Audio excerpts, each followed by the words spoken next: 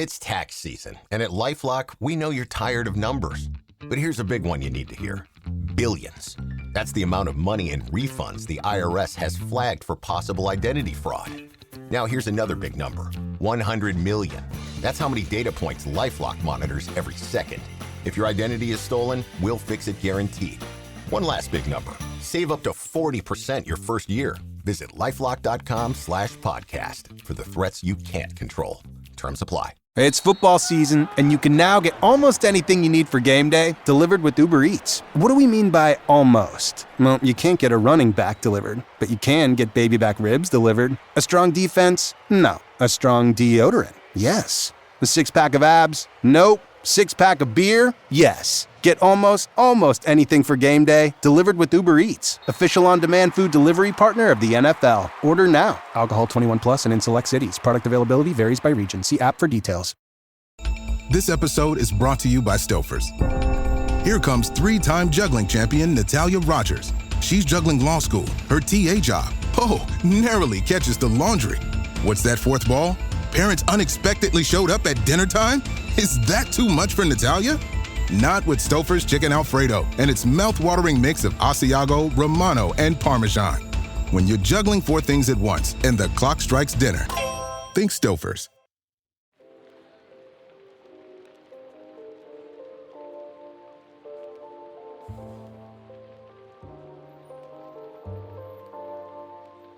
Welcome to Book Talk for Book Talk with Jack and Amy, a literary podcast where we deep dive into the writings of your favorite novels. During the season of Aquarius, we are hosting a book club while we prepare our literary analysis of Sarah J. Maas's Court of Silver Flames. This is Jack. And I'm Amy. And each week, we'll discuss one book from our book club roster. By using our literary background, we'll provide our flash analysis of each book, as well as discuss listener thoughts.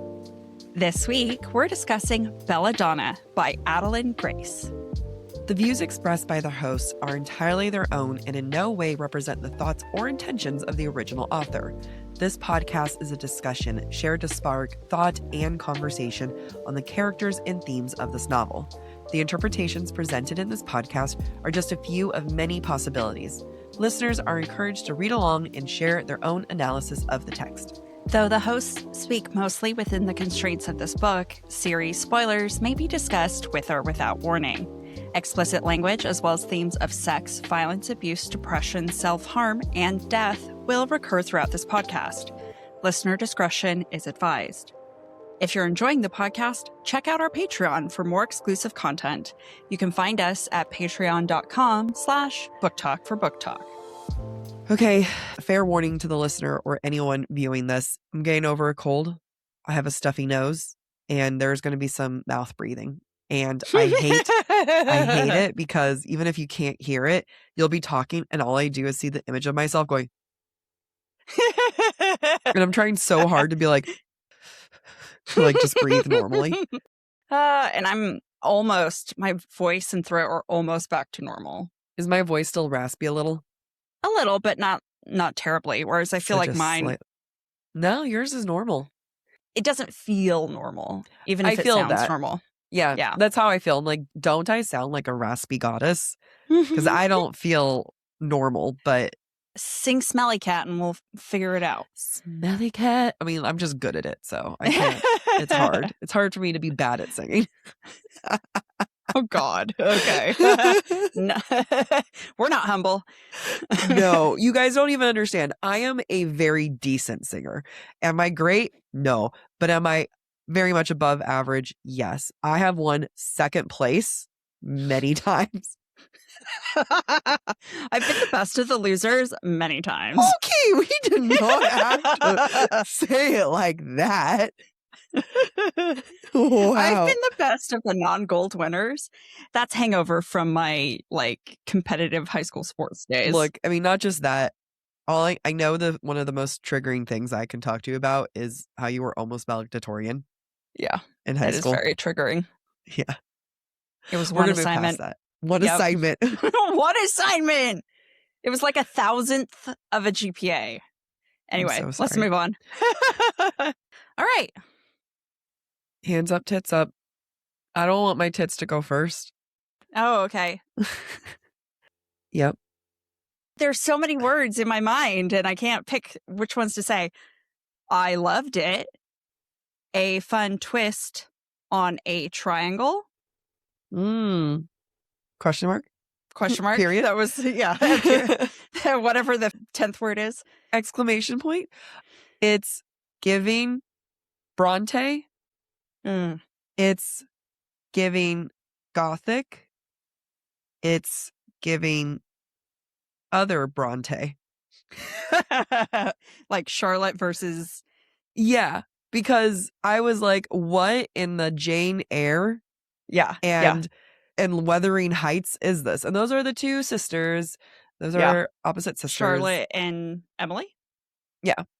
And it was giving all the Bronte. And I just was like living Eating my best it life. Yeah. Yeah. It's like it was giving Bronte without the super depressing aspects of it. Right. I mean, it's still depressing, but not the way that like Jane Eyre is. Yeah. I found this to be, I actually really love Jane Eyre. I love Jane Eyre. Together? They end up together. It's a happy ending. Yeah, after questionable. Jane Eyre is the reason why when I was 18 and I was really into this 32-year-old, I was like, it's fine. It worked for Jane Eyre. Like, oh my God. He was not interested. I was 18, not 17. Anyway. Yeah. It's all right. I was 22 and I was into a 40-year-old, so I got it. Jane Eyre, it was fine. 17 years age difference. Yeah. It was hot. Okay, here's the thing. It read like classic literature. Yeah. And I thoroughly loved it. I think it read like classic literature and without being prose heavy like classic literature. Yes. I feel like this is a great modern interpretation of classics. Yeah. And I think this is a great example of if people try to stop getting in your head about what your prose should sound like, because this isn't like Rachel Gillig, who is another Gothic novelist, who has the most incredible, fantastic prose that I won't even dream to write.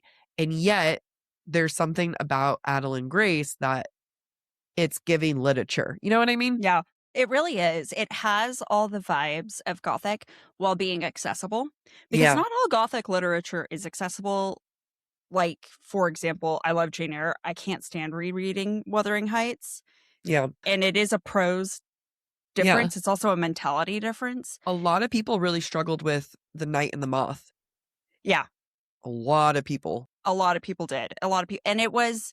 And The Night and the Moth by Rachel Gillig was more prose dense than One Dark Window was by Rachel Gillig. So I feel like Adalyn Grace here in this book has struck a like perfect balance for the modern reader, especially for maybe a reader who hasn't read classics. You can still get the vibes of the classics while being palatable. And I think like I need to study this book because I would like to one day write a Gothic, and there's a perfect formula in here and I want to go study it.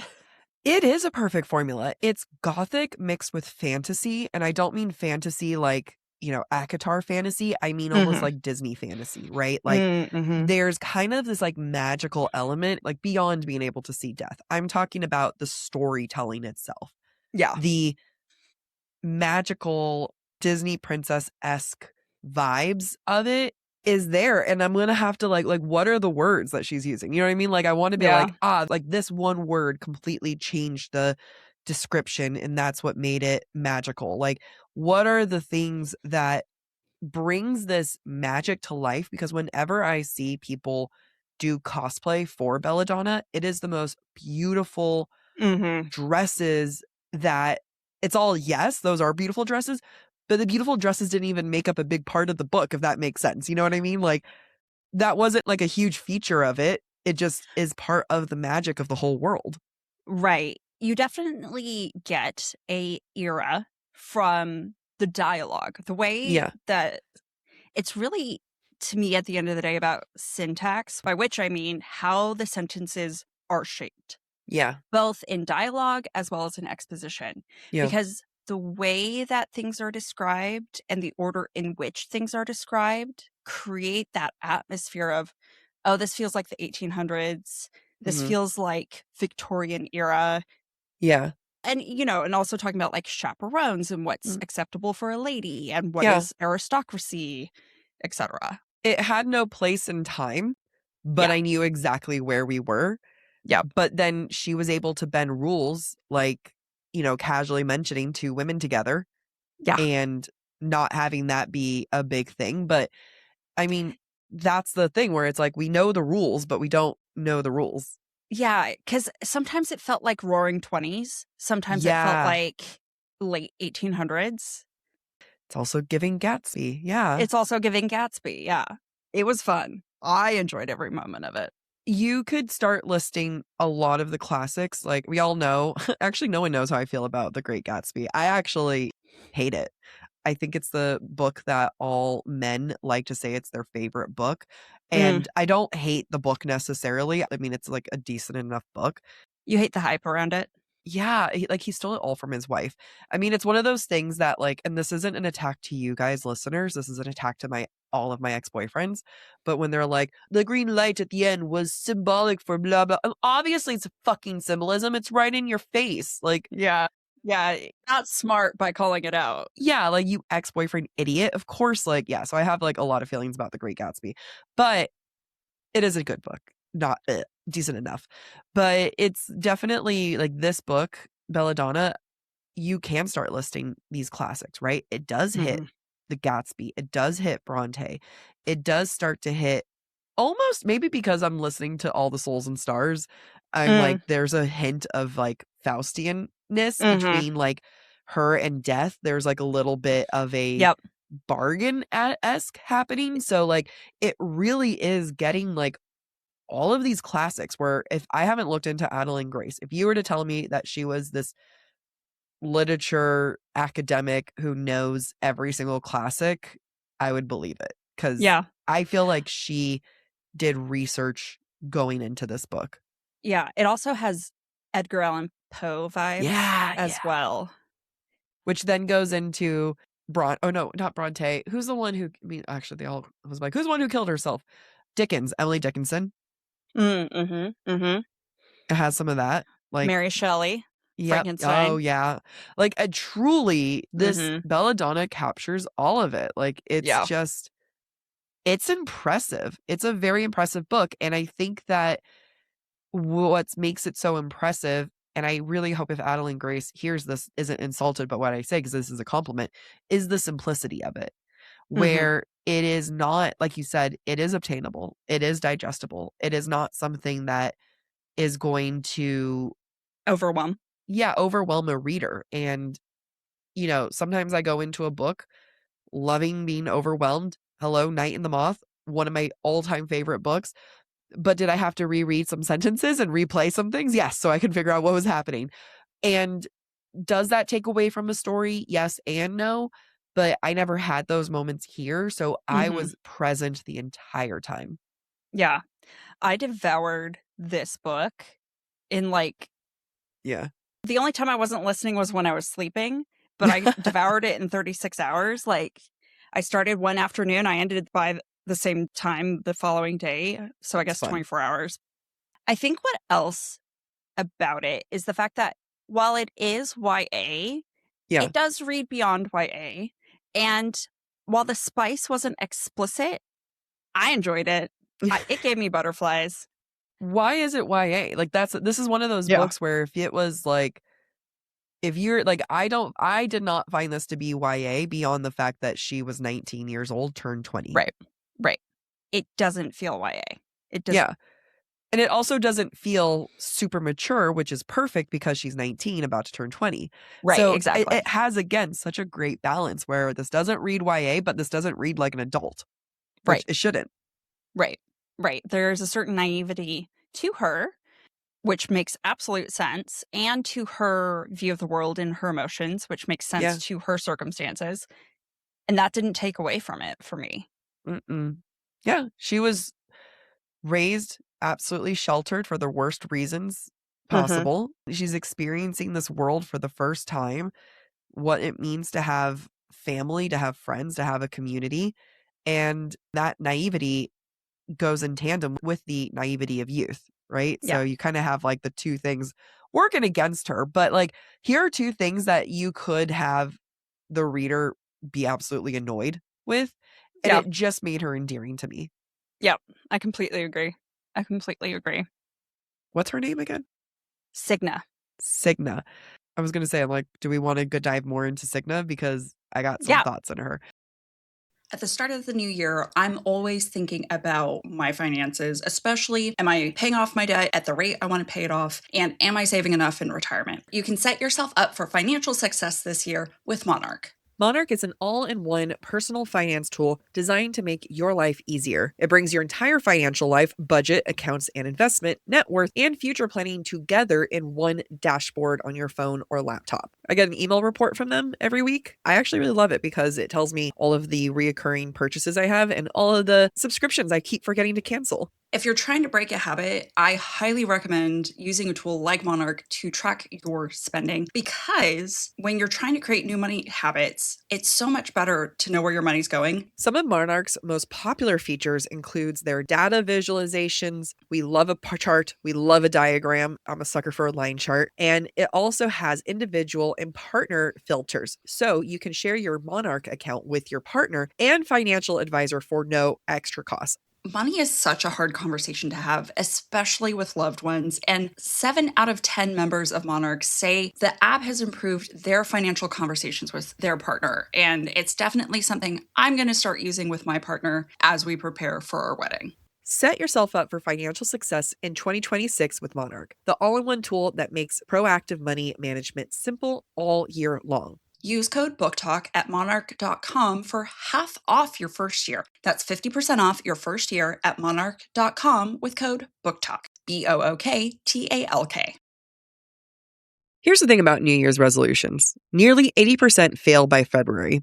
And it's not because people lack willpower, it's because they lack data. Things like leptin resistance, thyroid dysfunction, chronic inflammation, or hormone imbalances, these hidden issues can derail even your best efforts to get healthier or feel better when you realize what's going on. This year, my focus is really getting my blood work in line, especially when it comes to heart health. That's been a big issue for me, and I know I need to go back and get tested in April. That's exactly why I chose Function. It's the only health platform giving you access to over 160 biomarkers, covering everything from hormones and metabolism to heart health, inflammation, stress markers, and toxins. You can even add MRI and chest CT imaging, and it's all tracked in one secure place over time. It's the kind of comprehensive view of your health that most people never get to access. There's a reason why top health leaders are all behind Function. When you stop guessing and start measuring, everything changes. Your health goals actually have a foundation to build on. So this year, don't rely on guesswork. Get your data, track what matters, and make resolutions based on your biology. Own your health for $365 a year. That's $1 a day. Learn more and join using our link. Visit functionhealth.com/booktalk or use the code BookTalk25, that's BookTalk 25, for a $25 credit toward your membership. I knew that I liked Signa so early on because our girl was horny for every hot guy she met. And it was so fucking funny and relatable because it was just, it was like, he's a cute guy. I can imagine things. And he's a cute guy. And now I can imagine things. Yeah. And do I like Death or do I like, what's his face? This farm guy. Yeah. Guy. Starts with a shit. P. No, T or S. Let me pull it up. I pulled it up. No, I thought I pulled it up. Wait, Silas. Silas, thank you. Oh, Thorley, which is why I got the T. Yeah, between, I don't know. It just felt like she just appreciated a hot man.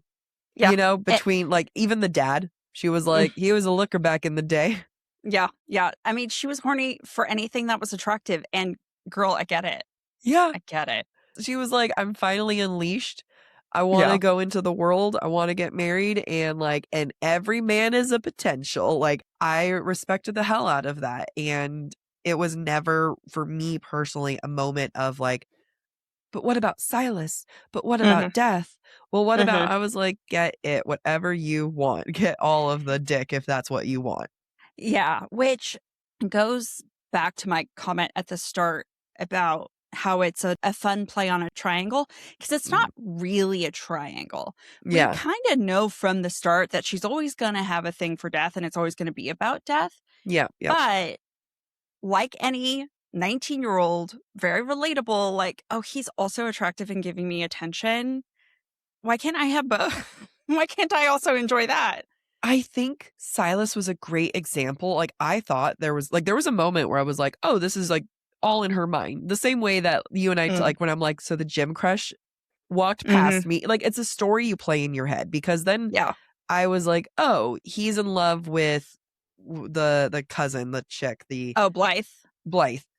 Oh, I thought he was in love with the mom at the start. Or, yeah, at one point I thought he was in love with the mom too. I was like, he's in love with everyone else. Like, It was a great guessing game, because then I was like, oh, she's doing the thing where she's playing it up in her head. You know what I mean? Like, oh, was there tension? And it's like, he's like, no, I care. I'm doing this for someone else. And sure, he might have looked at her, half naked body or something like that. But of course, why wouldn't he? She's a stick with breasts. Isn't that how she was described with us? Like, I mean, she's got some good boobs on her, so it fooled me enough. It fooled me. I was guessing everyone was his love interest. Everyone was the attempted murder. I figured out pretty quickly the tie between Silas and Death. Yeah, I guessed it because it was like the natural thing, but I didn't see clues necessarily. Like, it was also giving Sixth Sense. So what were the clues that you saw that Silas was Death? Other than, like, for me, I was like, oh, like, this could be an option. On the train, when they're traveling, when he's chaperoning her basically from her aunt's to Thorngrove, he's described as a crow at one point. I was like, Death. Ooh. Instantly. Interesting. And then I tracked from there. Are Silas and Death ever in the same space? And they're not. They're never in the same frame at the same time. Were you thrown by the fact that no one else could see Silas? No, I also expected that, because he's never described as interacting with anyone or anyone talking about him ever. So you're smart. That's fine. It was a great, for those of us who were shocked by this, it was, I mean, okay, even if you guessed it, but like, talk about skill. It was very good. It was very good because even though I felt strongly that that was the answer, I still spent time wondering, is Silas in love with the mom? Is Death in love with the mom? Are they in love with, like, there were still a lot of like questions. And I felt like regardless of what you did or did not figure out, the process did a good job of making you doubt and second guess yourself. Yeah, it absolutely had moments where I was like, okay, so who is he in love with? Because I also thought the mom, when it was like, she would go out to the stables. I was like, Silas, this doesn't make sense, but it's Silas too. Yeah. Yeah. I mean, she did such a good job, Adalyn, of distracting us and taking us on so many tangents that the very final actual reveal, I was like, oh shit. It was like the last option on my list of who it could have been. It's true. I mean, and that's the thing where so easily you can have a scenario like this where the reader is mad at the FMC going, God, it's so obvious. Why can't you tell that it's not X, Y, and Z? Like, so when Signet accused Marjorie, I knew it wasn't going to be correct, right? Like, I knew that wasn't logically right. I was like, okay, this isn't going to be Marjorie. But why were her fingers stained? You know what I mean? Like, was she trying to kill herself? Was she trying to, like, what is that reason? So even though we as a reader could be like, oh my God, clearly it's not Marjorie, it was enough of a like, okay, but I don't know why she has her fingers stained with Belladonna. Right. With Marjorie, it was, I don't think it's Marjorie. Like, she seems like a genuinely good person. Yeah. But there are some things off about her. And it feels like this is Marjorie, but it's too early for the final reveal to be right now, so it's not Marjorie. But Yeah. I agree with Signa's logic. So it definitely was, it was so well planned out. Like, Yeah. whomever, like Adalyn and her developmental editor, because I'm gonna guess, it was a team effort, as Yeah. most things are when it comes to writing. Brilliant. Absolutely. Just brilliant. I mean, everyone had me guessing. I was convinced it was Charlotte who was the murderer. I was like, I that's was the only bitch that too. I don't trust. I genuinely thought it was Charlotte until, like, basically the narrative spells it out for you that it is, in fact, Elijah. not Charlotte. No, wait, who is it? Percy. It's Percy. I was shocked. I was really shocked by it because even in the last little bit, Yeah. that last second, it was, it's Charlotte. Yeah. When Percy got sick at the ball, I was like, it's Charlotte. Yeah. She was the one. They talk about her scavenging in, the woods and being Mhm. good with plants and whatnot. And then Signa finds Charlotte with on plants. her way to get Percy. It was such a last minute curveball where even if your brain is starting to think, I never accused Percy, and I was accusing everyone. I must have at one point thought it might be Percy, but at that point I was accusing everyone in my head. Like, it was like, even Blythe, I'm like, you're doing this to yourself. Yeah, it's interesting. There was one teeny tiny moment early on that I thought it could be Percy. Then I was like, he just loves and cares about his sister so much. I can't fathom it being him. No. Wait, what was his reason for trying to kill? Oh, because so he could get attention from his dad. He thought it would bring him and his dad closer. Which is why he wasn't actually, like, trying to kill her. Mm-hmm. He was just hoping it would have changed by then. Yeah. It was good. And then even with, like, the reveal of Marjorie being his mom, it was one of those things where it's like, yes, that's obvious. Like, I knew she probably was pregnant. I knew it was like everything I figured. I was like, okay, she was in love with the dad. Mm-hmm. Once she said she was ruined by society, I was like, okay, she probably had a kid. Yeah. For whatever reason, my little brain wasn't like, and that kid is Percy. I think it clicked for me when Signa finds her with the Belladonna stains on her fingers and she's looking at the picture. Same. That was when I was that moment. But we were so late into it that I wasn't. They had the same color hair. I know. And I didn't even think about that. You didn't catch it. Did not catch it. And I think it's because, quite frankly, it's possible for a blonde-haired woman or blonde-haired man and a brunette woman to have a redheaded baby. Like, it's not unusual. Every redhead doesn't have to be related. Yes, they do. Which we have questions about your fiance and your mother then. Don't go there. They're not related. They are not related. Yeah, it was a great classic mystery. Mm-hmm. And there were so many things, right? The mystery of Silas, the mystery of who's the murderer, the mystery of death, the mystery, like, it just kept going on different mysteries that were happening. Mm-hmm. And, we had a good race against time. You got to save Blythe before she dies. And then once she's saved, then it's like, now it's Percy. And again, like, it was shifted just before it got drawn out too long. Right. I completely agree. And what I think makes it palatable and what makes the stakes believable is because Death is like, I was supposed to take her. I'm hanging out because I might have to take her tonight. Like, I don't know. She's pretty close. That made it invigorating because you want Death to show up. You want Death to be there to spend time with Signa. But you're like, no, I actually don't want you to, like, take Blythe because Signa really cares about this. So I thought it was a good balance. And I agree that it shifted gears to Percy. Yeah. At the right time. Yep. Absolutely at the right time. I had a thought and I can't remember. Oh, my one note when it comes to the plot.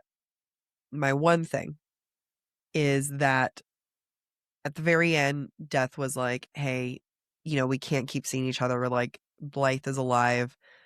We're going to see each other, but, you can't keep waiting for me. And no one had the vision of saying, I'm going to open an old folks home or a hospice home. Like, go into almost death care. Make that your job. I guess when she actually earns her inheritance, because she hasn't yet, right? And she has her estate, she can go do that. But until then, she doesn't have that option. But no one was planning it. Like, no one thought. Yeah, it's true. It's true. We already established she was only a few months away from getting her inheritance. So, right. No, in the epilogue, she had her inheritance. Had she been presented? Yeah. Oh, I guess she had been presented by that point. You're right. I feel like no one was workshopping solutions hard enough. That's like, fair. go, That's fair. you don't even have to like open it. You can just live next to one. Mm-hmm. That's close enough. It's true. You know? Yeah. He can stop by on his way out. Right? Like, hey, sweetie, I'm home. Just coming over. Great. Love it. Go to a hospital, something. Yeah. Sometimes I just feel like no one's trying hard enough in relationships to problem solve. And I'm here for it. But considering that that's my only note, that's impressive. I do have a real note. Okay. I do have a Mine real is note. valid. The one thing that made this feel the most young adult, Yeah. and the only criticism I have for this book is how everyone is okay with Percy being gone. Like, there's not more drama and intrigue around it. And I know it's explained away by Death whispering in everybody's ear and telling them, he's fine. He just went off to do his own thing. Yeah. It was too easy for me. And I don't know how I would resolve it. I don't know that there's a clean way to resolve it. And maybe it comes up again in future books. I don't know, because I haven't read the rest of the series. But it felt too simple, if that makes sense. I feel like if we were to go into this and do an analysis and read through it, because we both listened to this, I felt like there was a commentary that was being said at the end about maybe like life being superficial or taking the easy way out. Like, I agree. It was so laissez-faire, like, right? It was so like blasé about the whole entire thing that I just was like, this has to be a deeper commentary. Like, I was at the same point as you where I was like, well, everyone is just forgetting about this real fast. And I took that either as this is Cigna's like unreliable narrator that's happening, or it just felt like maybe there's something deeper happening, because the way that the dad and Blythe both were so content without their brother being there, I just was like, were there more signs of discontent between the family rooted in him? Were there other things that we missed in this read through that the commentary is people being passed by like that? So I picked up on that too, but I choose to believe this other area because Adalyn just hits the nail on the head so many times that I can't imagine her just being like, and that's the end. Right. Sweep it under the rug. Yeah. I agree with you. And I could see the commentary being like, society is very much out of sight, out of mind. Yeah. And things can be explained away by, an heir being unhappy that his father isn't relinquishing, the estate. And so he goes off to do his own thing. For all they know, he's probably traveling in Asia, right? Yeah. And nobody thinks twice about it. And that feels very Bridgerton as well to me. Bridgerton. Like, Blythe wasn't nice.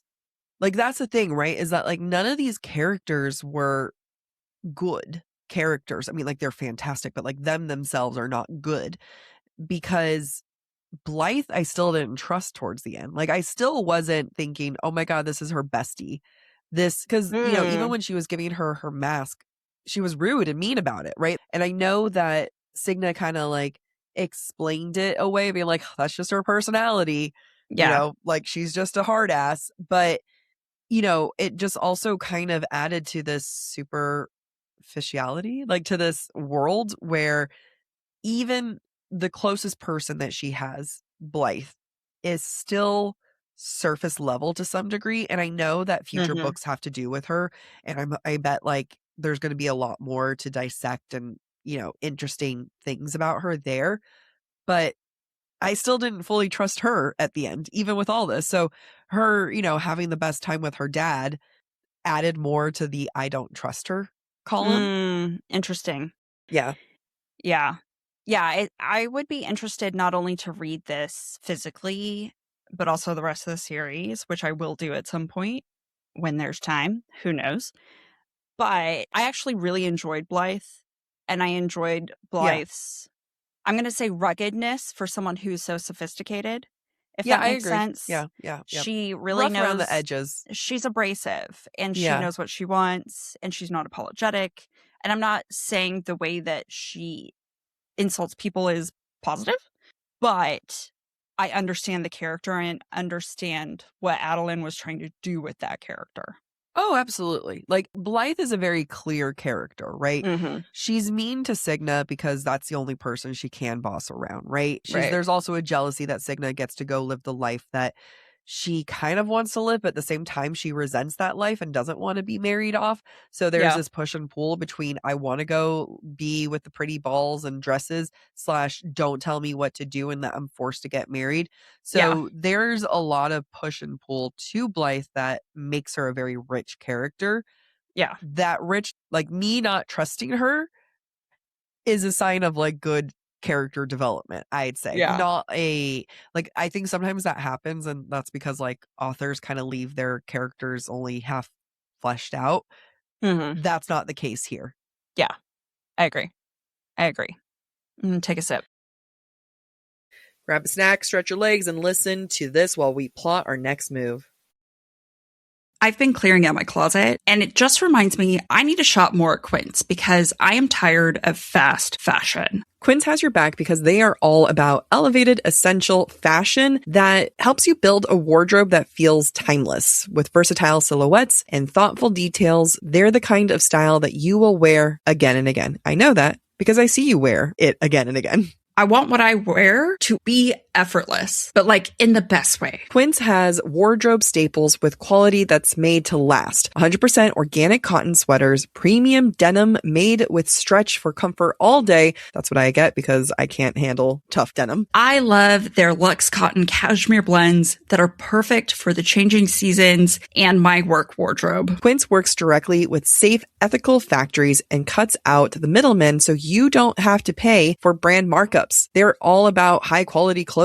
Quince uses the highest quality materials like 100% European linen and organic cotton. Everything is built to hold up season after season so that you can wear them again and again. Refresh your wardrobe with Quince. Go to quince.com/booktalk for free shipping on your order and 365-day returns.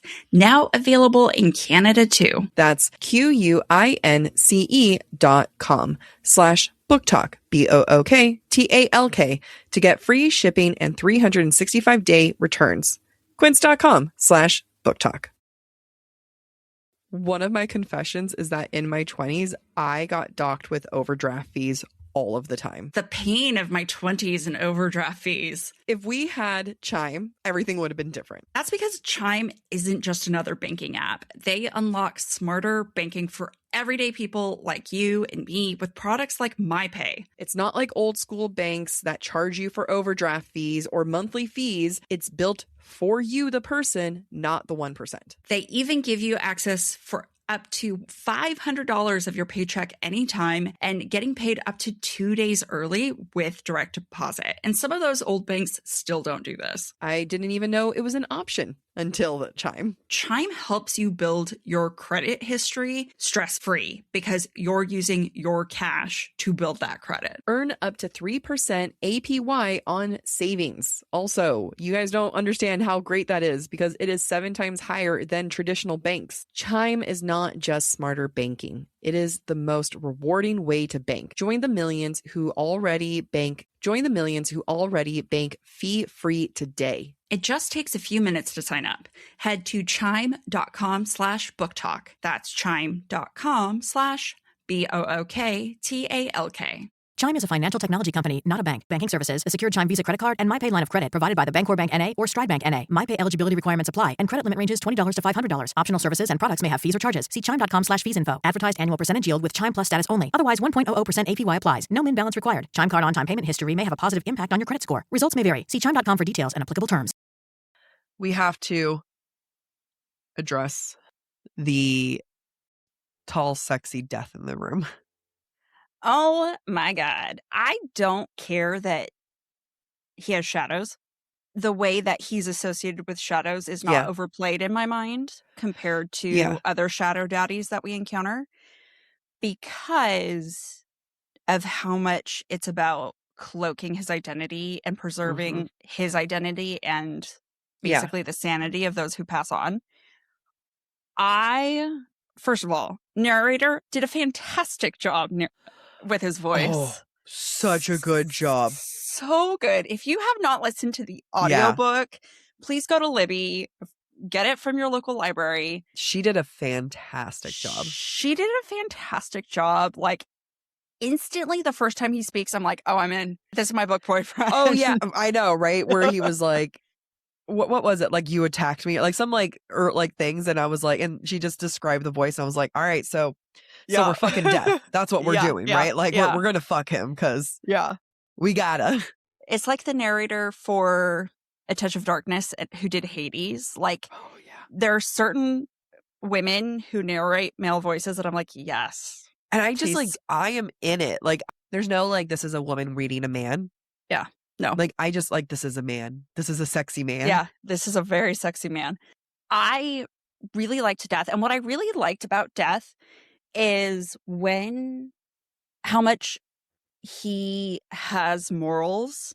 Yeah. And he wants to help Signa, but he draws lines in the sand. So when Signa demands that he take somebody else's life instead of Blythe's early on, or maybe midway through, and afterward, he teaches her a lesson, right? He takes her into the place between life and death, and then he tells her, never make me do that again. Yeah. Like, never ask that of me again. These are my boundaries. Yeah. I really, really, really appreciated how that was handled, because it was not about shaming or intentional antagonization between the FMC and MMC, but it was about, like, we're adults, we're doing, metaphysical adult things. Yeah. And like, you need to learn to not be impulsive because there are big stakes. Yeah. And I loved that and how that was handled. I appreciate that so much more than a lot of these books. And I love all these books that I'm referencing here, but we see it so many times, the like, I will burn the world for you. Right. You ask me to do anything and I will do it. You want me to kill every person and I will kill whoever you ask of me. Yeah. No, like, have some backbone, have some morals, have some things that you say, I will not do that. Like, I will give this to you now and I will kill off someone who at least was sick and, we can find someone. But the fact that he was like, I will not do this for you again, I respected him. And it makes me respect her because she then has to go into the like, okay, I don't feel bad that my cousin is alive, but I do recognize that that was not a good move. Yeah. How is she supposed to grow? Right. And it makes so much more sense coming from an 18-year-old. Like, that's how you grow up. That's how you mature as a human in general. You make mistakes and realize, I shouldn't have done that. I don't regret it, but I won't do it again. I mean, and like that will stick with her, right? Like, it's a mistake that she won't do again. And it doesn't have to be a huge argument. It doesn't have to be, I mean, it should be a lesson. And that's what he does for her, right? Is like you said, he takes her to the afterworld or afterlife and is like, these are the souls. Like, this is something that I take care of. These are mine. And this is the world I create for them. And I also think that it would have been too easy if Death had chosen a predator, like someone who deserved to die. Yeah. I think even the choice of choosing who died, where it's like, yeah, this old man was sick, but like, he had 10 more years. And then her realization of like 10 is a long time. Like a lot of things can happen. Memories can still happen.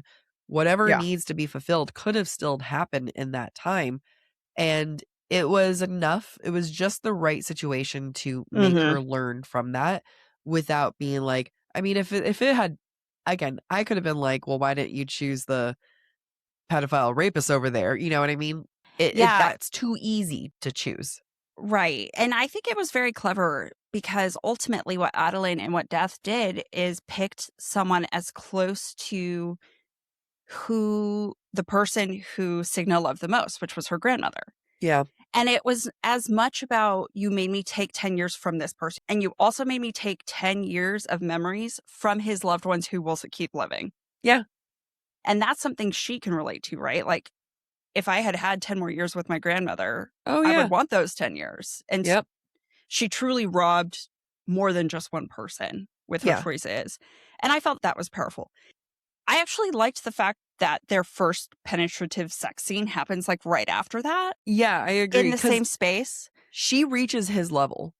Yeah. That was a moment of maturity. And like, here we are with a shadow daddy who's eons older than her, right? She's a very naive young girl, but that was a very grown up conversation that she handled in a very mature way, that he handled it in a mature way. She handled it in a mature way.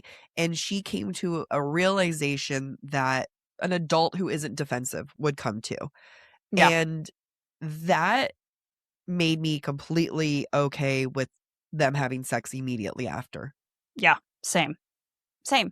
Because in a lot of ways, it was also vulnerable on both ends, right? Yeah. For him to speak his truth and to say, you know, this is why I don't like what you asked me to do. And I can't let you do that to me again. And for her to admit that she's wrong, that takes a lot of vulnerability on both sides. Oh, yeah.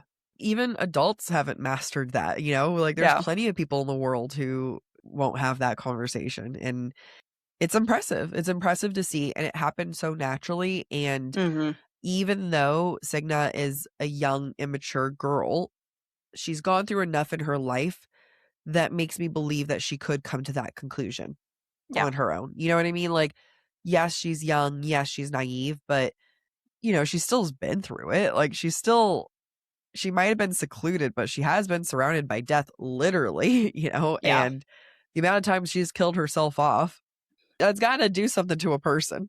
Right. Yeah, absolutely. I also loved that for Death being so old and being so aware of everything that's happened in the world for so long, his almost boyishness and boyish excitement with her. Yeah. Yes. Was so refreshing. Yeah. It made it YA without him having to be like, this is the one time I accept an ancient man with a 19-year-old woman. I agree. I mean, he was as isolated as Signa and as alone as Signa. And in his own way, that kept him trapped in his own immaturity or naivety, right? Yeah.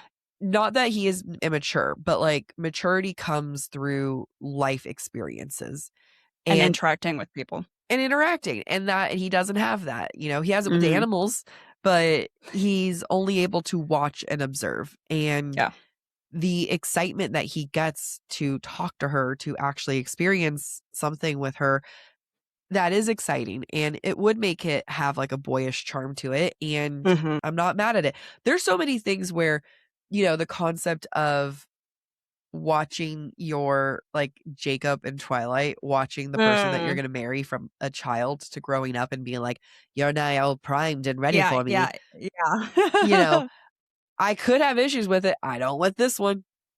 Well, because it wasn't about him imprinting on a mate, right? All he wanted was someone to talk to.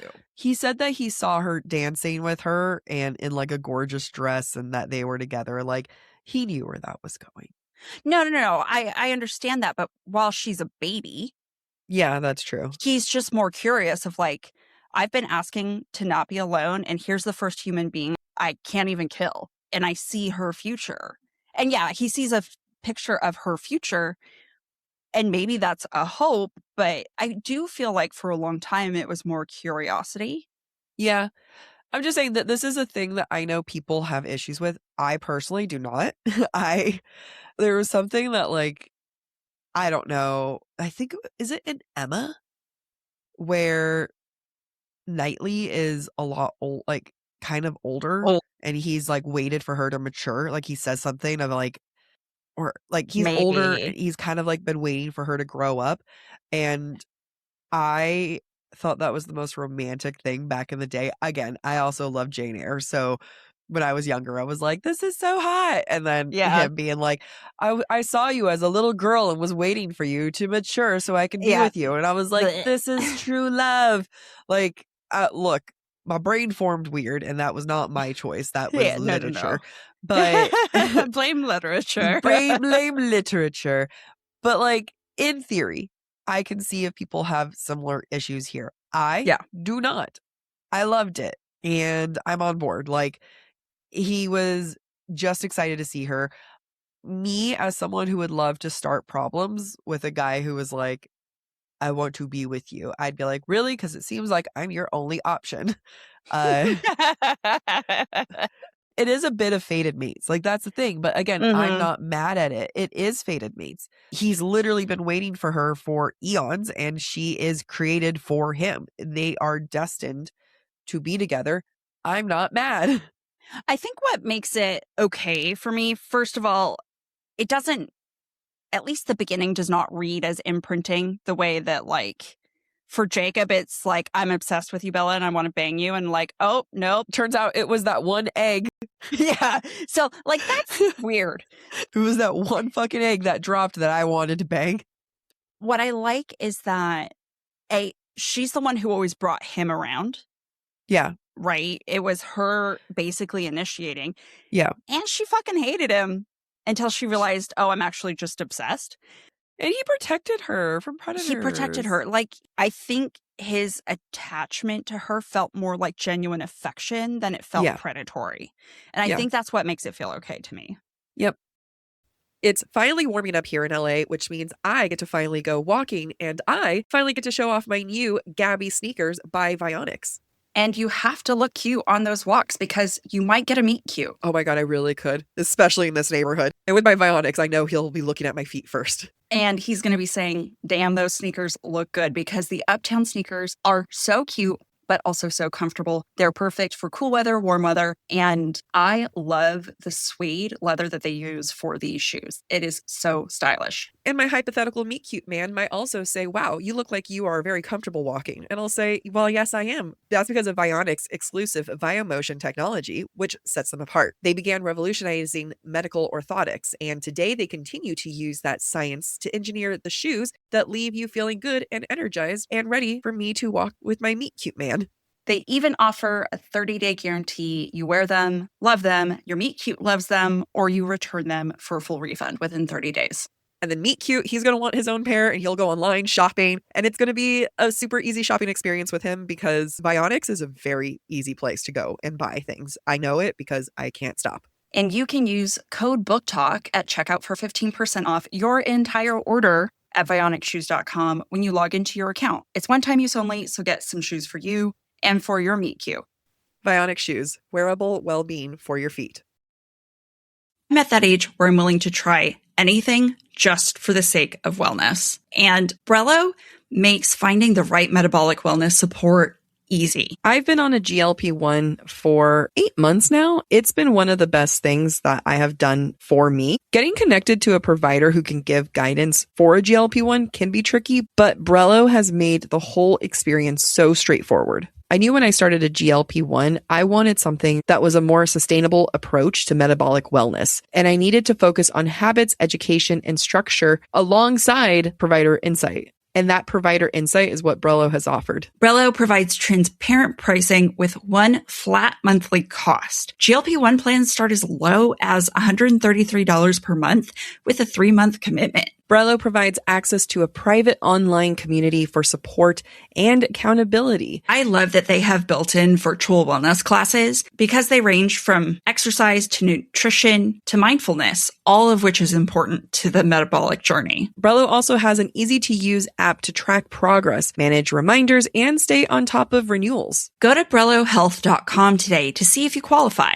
Use the promo code BookTalk, BookTalk, at checkout to get your first 3 months for $133 per month. That's BrelloHealth.com and use promo code BookTalk, BookTalk.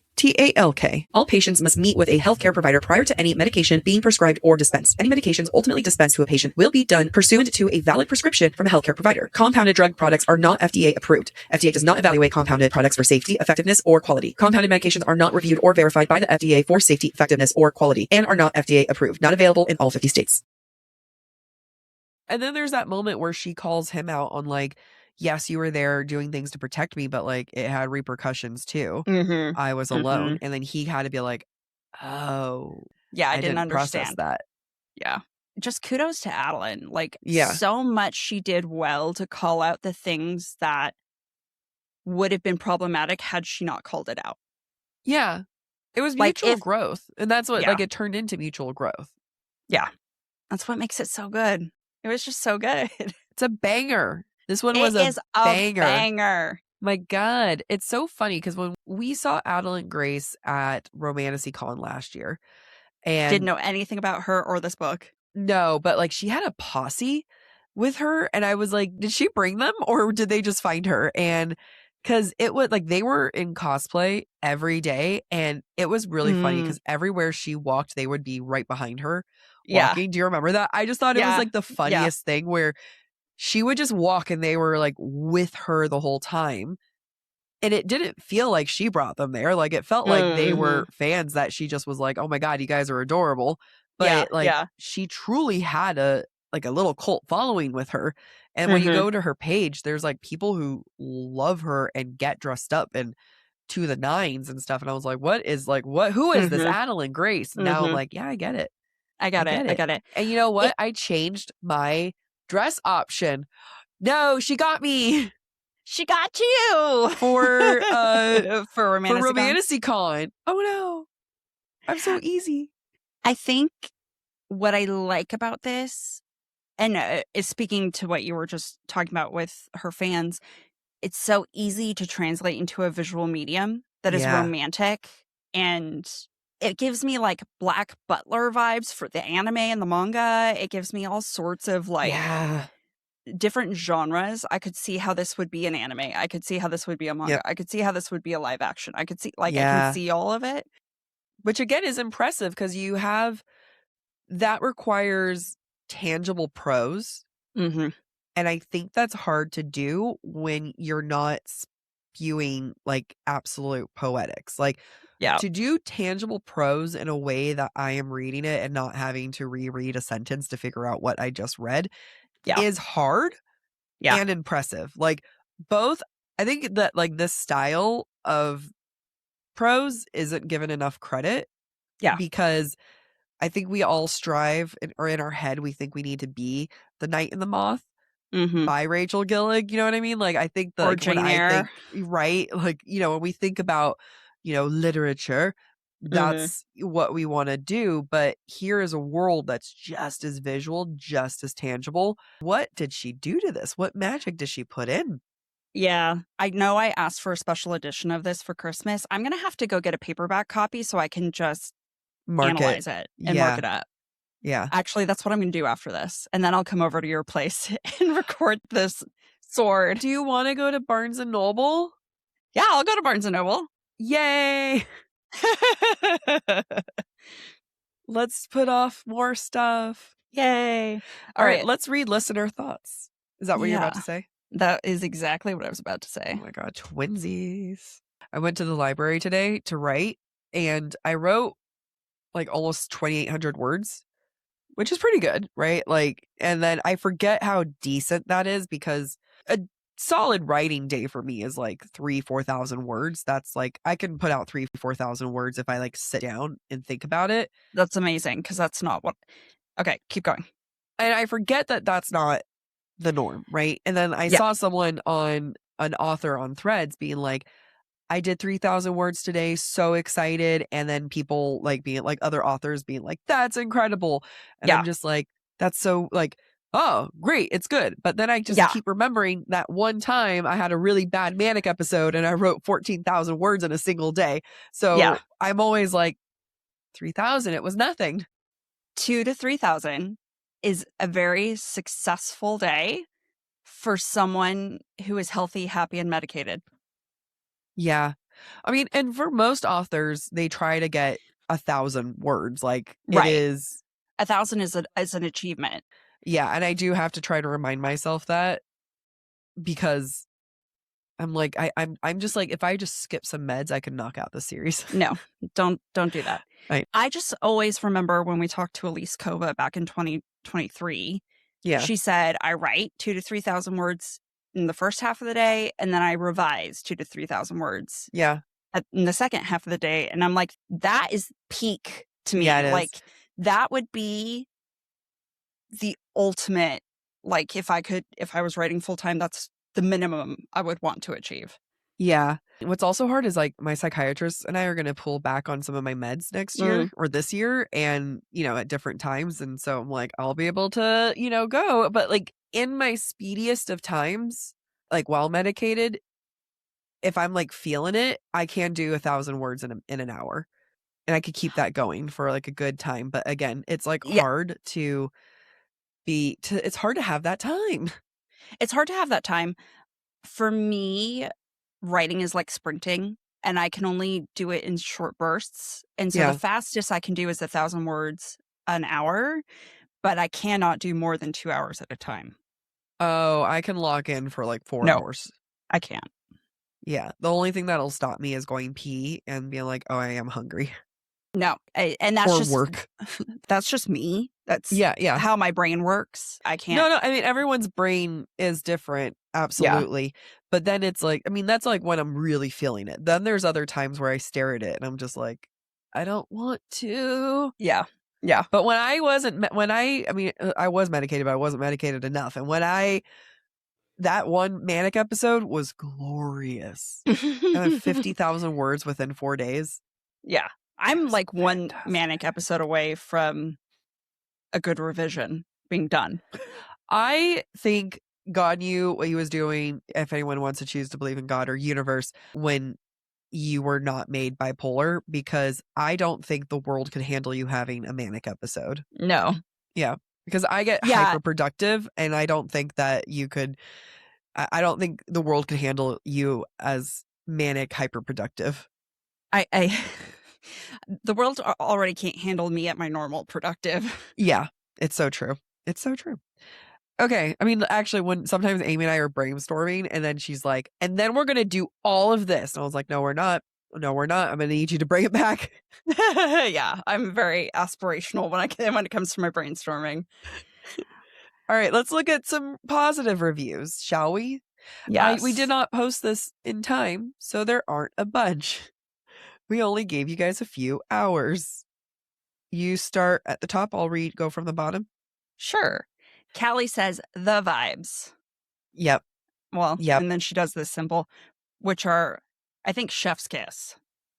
Yes, chef's kiss or A-OK. Sir Kristen says, I read it a long time ago, but I remember liking the magic system and the romance. Yeah. It was, would you call it fantastical? Yeah. I would call it almost magical realism. Yeah. It was very good. I enjoyed that thoroughly.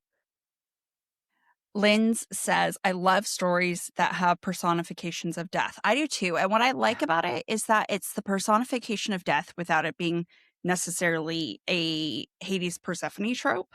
Yeah. I enjoyed that. I agree. Also, we can all agree, if death was a physical being, it would be hot. Oh, absolutely. Absolutely. Why else would people go willingly? I know. TJ Anderson says, my favorite book I read in 2024. First book I just had a vibe with and didn't see the twist coming. Yeah. Absolutely. Cindy. This is the good ones. The first book was okay. And then I just lost interest. Okay. I did exclamation, like I did all caps, like. There's always one. Dazzy says the chemistry between Cigna and Death is fire. Absolutely. Yeah, it was. Great I mean, they don't even have banter necessarily. It was true chemistry. Yeah, it was true chemistry. And it was like the way they throw each other off and then like can't tell if they're making fun of each other. Yeah. And then like I think it's also the evolution of the way they interact. Agreed. Dreamy Fields agrees with us. Kristen Atherton's work as narrator was spectacular. Yep. And that it's just love this book, love the whole series after. Someone sent a DM a little while ago. I could look for it, or I can apologize now and say that I couldn't find it because it was a little while ago. But she said that once we announced it for book club, she went to go read it and then finished the whole series like in a week. Oh, wow. Yeah. And then she was like, what am I supposed to do? And I was like, girl, I hadn't even started it. Yeah. Trust me, if I had had more time, I would have devoured the next 2 books. Yeah. And I think there's have 2 books and a novella. I know where it's going too. So I'm really excited about it. Oh. All right. So for negatives, Callie says it was a little slow. Wanted more focus on the mystery plot. I felt like it was so mystery. But then again, my brain was just running with the mystery. I think it did a really good job balancing the romantic tension with the mystery. Yeah. Because I actually needed that balance.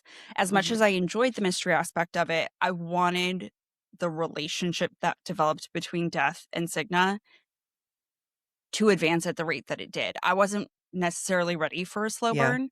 This read like it could have been a standalone. And I liked that feature of it. Yeah.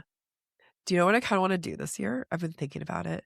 I want to read a romance mystery thriller. I mean, I want to read a mystery thriller, but I want a hint of a romance. You know what I mean? Like I want someone to still have sex. Yeah. This book did it for you. No, I want more. I mean, I wanted it before this and I want more all around. Like I want a true mystery thriller book. I've ended up on that side of TikTok and they make it sound good. Got it. Sir Kirsten says, I keep seeing it advertised as YA romantasy, and I don't think it's YA. I agree. I agree. This is not the same YA we read in 2008. Like, no. This is more adult than it is YA. It's not even Powerless YA. Yeah, agreed. Powerless is YA. A Cruel Thirst, YA. Like, we've read YA books on here, and I feel like this is the first time that I've been like, no, hard no, this is not YA. Right. Bethy says that he watched her form a baby and waited for coming of age. Just couldn't get over that. I didn't even read her comment. See, I get it. But literature broke my brain as a youth. So yeah. I was obsessed with James Marsters when he was 40 years old and I was 14. And I was convinced I was going to marry him. So again, warped perspective. There was a time I truly thought Orlando Bloom and I stood a chance. And I was like, you know what? But as I've gotten older, 40-year-old men just ain't it, guys. Not the ones that I've been with. Not unless men in their 40s. Got money and are celebrities, because then they can get whoever they want. Look at Leo. No, I'm talking about like dating seriously. Oh yeah, no. No 40-year-olds for you. No more. Tip it the other side. TJ says, stayed just standalone. Haven't read the others. Think the one ended perfectly. I haven't read the others. I do think this is a perfect standalone. I agree. So I'll be interested to see if the additional books enhance it. I know you hate spoilers, so I'm not saying anything. Okay. Please don't.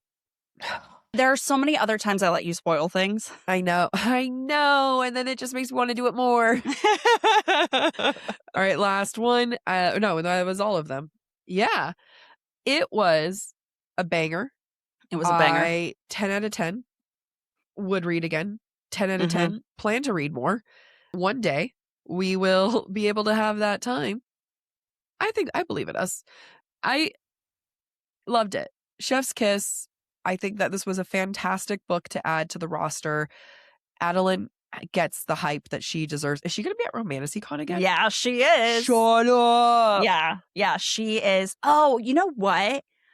I had a ticket to get signing with her and I gave it up. Oh, you did. Yeah, I did because I didn't know who she was. And now we know. And now we have to get special editions in time. Yep. Shit. Yep. I'm really hoping Randall got that for me for Christmas. I'm coming over to give him his present so I can get mine. Yeah. Yes, I agree. You're like, just give it to me. So I need to be prepared. Yeah. That's funny. Yeah. Banger. Love it. Adalyn, can't wait to talk to you. I hope. Do you think this episode's going to come out before then or after? We're currently recording this January 3rd. I'm impressed that we did as good of a job. I mean, did we do a good job? I don't know. But I'm impressed we did a good of a job analyzing this because we haven't recorded since December 23rd and we had a nice long break. It was a lovely break. Yeah. This comes out the week before RomantasyCon. Dare I say, dear listener, please go. I would be fine. This is an episode I would be so chill if Adalyn listened to. Yeah. Y'all go tag her in this, please. I mean, I'm not in this. Just be like, read the review on book. Just, if you guys can just something, go to her comments and be like, BookTok did an episode about you. It was great. We can also post one. No, we're going to. Yeah, we're going to do that. And then you guys are going to comment and tag her in the video. That's what we're going to do. All right, everyone put your hand in. Amy, thank you. Everyone, teamwork. All right.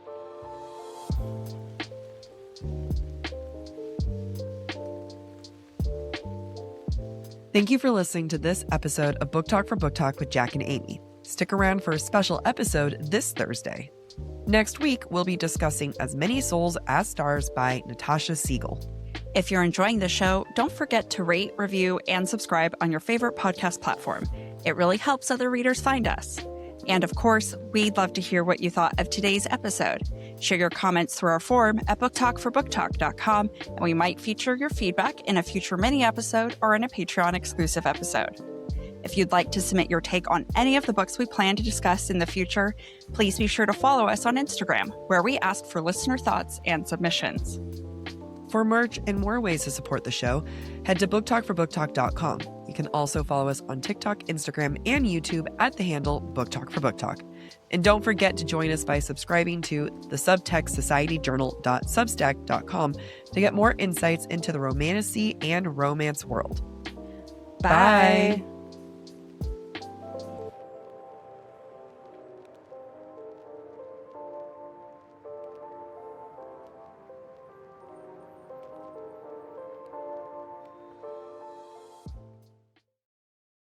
I've been clearing out my closet, and it just reminds me I need to shop more at Quince because I am tired of fast fashion. Quince has your back because they are all about elevated, essential fashion that helps you build a wardrobe that feels timeless. With versatile silhouettes and thoughtful details, they're the kind of style that you will wear again and again. I know that because I see you wear it again and again. I want what I wear to be effortless, but like in the best way. Quince has wardrobe staples with quality that's made to last. 100% organic cotton sweaters, premium denim made with stretch for comfort all day. That's what I get because I can't handle tough denim. I love their luxe cotton cashmere blends that are perfect for the changing seasons and my work wardrobe. Quince works directly with safe, ethical factories and cuts out the middlemen so you don't have to pay for brand markups. They're all about high quality clothing.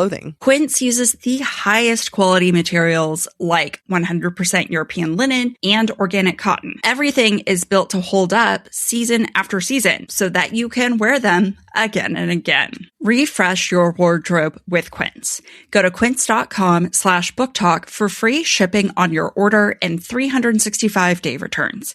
Now available in Canada too. That's QUINCE.com/BookTalk, BOOKTALK, to get free shipping and 365-day returns.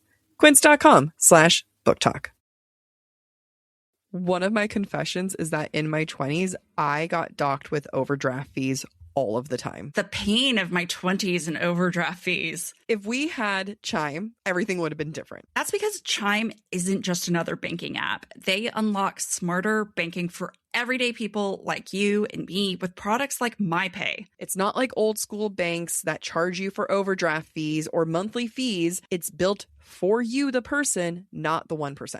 They even give you access for up to $500 of your paycheck anytime and getting paid up to 2 days early with direct deposit. And some of those old banks still don't do this. I didn't even know it was an option until the Chime. Chime helps you build your credit history stress-free because you're using your cash to build that credit. Earn up to 3% APY on savings. Also, you guys don't understand how great that is because it is 7 times higher than traditional banks. Chime is not just smarter banking. It is the most rewarding way to bank. Join the millions who already bank fee-free today. It just takes a few minutes to sign up. Head to chime.com/booktalk. That's chime.com/BOOKTALK. Chime is a financial technology company, not a bank. Banking services, a secured Chime Visa credit card, and MyPay line of credit provided by the Bancorp Bank N.A. or Stride Bank N.A. MyPay eligibility requirements apply, and credit limit ranges $20 to $500. Optional services and products may have fees or charges. See chime.com/fees info. Advertised annual percentage yield with Chime Plus status only. Otherwise, 1.00% APY applies. No min balance required. Chime card on-time payment history may have a positive impact on your credit score. Results may vary. See chime.com for details and applicable terms. I'm at that age where I'm willing to try anything just for the sake of wellness. And Brello makes finding the right metabolic wellness support easy. I've been on a GLP-1 for 8 months now. It's been one of the best things that I have done for me. Getting connected to a provider who can give guidance for a GLP-1 can be tricky, but Brello has made the whole experience so straightforward. I knew when I started a GLP-1, I wanted something that was a more sustainable approach to metabolic wellness. And I needed to focus on habits, education, and structure alongside provider insight. And that provider insight is what Brello has offered. Brello provides transparent pricing with one flat monthly cost. GLP-1 plans start as low as $133 per month with a 3-month commitment. Brello provides access to a private online community for support and accountability. I love that they have built-in virtual wellness classes because they range from exercise to nutrition to mindfulness, all of which is important to the metabolic journey. Brello also has an easy-to-use app to track progress, manage reminders, and stay on top of renewals. Go to BrelloHealth.com today to see if you qualify.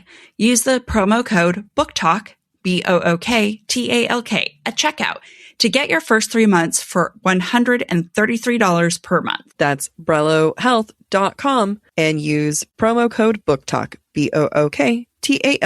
All patients must meet with a healthcare provider prior to any medication being prescribed or dispensed. Any medications ultimately dispensed to a patient will be done pursuant to a valid prescription from a healthcare provider. Compounded drug products are not FDA approved. FDA does not evaluate compounded products for safety, effectiveness, or quality. Compounded medications are not reviewed or verified by the FDA for safety, effectiveness, or quality, and are not FDA approved. Not available in all 50 states.